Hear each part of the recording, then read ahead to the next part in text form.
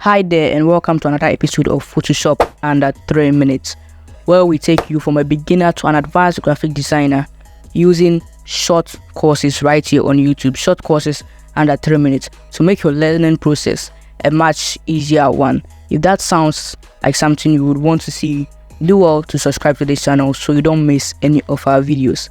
So let's get into the video. Today we are teaching you how to remove pimples on your face using Adobe Photoshop. So the first thing you will do is to duplicate your layer.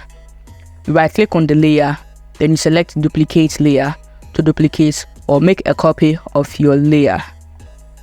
So the next thing is to select the original layer, right click on it and go to rasterize layer to rasterize the image.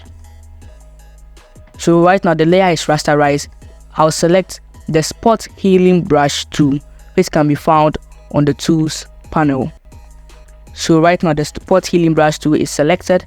Then you just brush or click over those videos, click over the image, click over it to get rid of the pimple. Just click to get rid of all the pimples, and if it looks nice to you or to your preference, then you are good to go. So I'm going to turn on the visibility icon to show you the difference. So this is before and this is after. Before and after.